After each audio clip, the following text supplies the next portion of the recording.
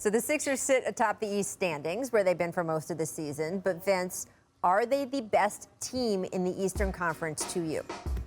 I do not think they're the best team in the East. I think the Nets are still the best team in the East when they're healthy. At the same time, the 76ers have earned the right to be at the top of the Eastern Conference. They've been consistent. They've been solid. Yes, they had some slumps. They've had injuries. But I tell you what, when the smoke has cleared, they found a way to still remain number one in the East. And hats off to them. They have a top 3 MVP candidate. They have a top 3 defensive player of the year, maybe top 2. Could be the winner on their team in Ben Simmons. They have 2 defensive players. So I look at them and I'm going to say this. Right now, currently, because they have been the healthy, there's a bunch of unknowns, right? You don't know what the Nets' health is going to be. So if I have to say who is the best team, I'm going to say the 76ers, right? They're well-balanced. They're well-coached. They don't have a ton of proven talent. Obviously, Danny Green has won championships, but not a ton of proven talent, but they're the best team.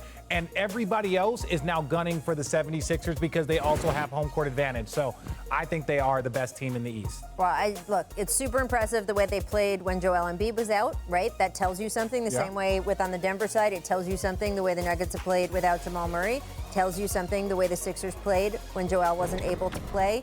The evolution of Ben Simmons' game under Doc Rivers has been really fun to watch.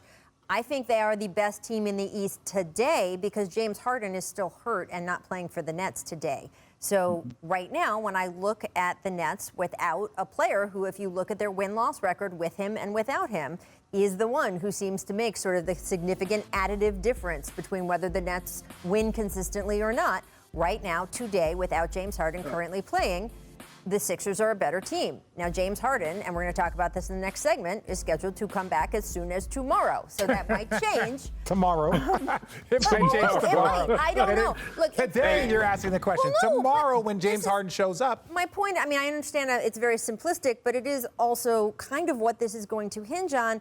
It's been about 115 days since James Harden got traded to the Nets, and only 6.5 times have all 3 of those guys been on the court at the same time. Now, a lot of the factors that led to that happening probably won't come into account in the playoffs. I don't expect to see Kyrie take personal days. I don't expect COVID contact tracing to have as much of an effect in the playoffs now that there are more players vaccinated.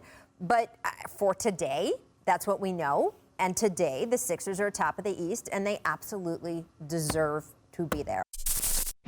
Thanks for watching ESPN on YouTube. For live streaming sports and premium content, subscribe to ESPN+.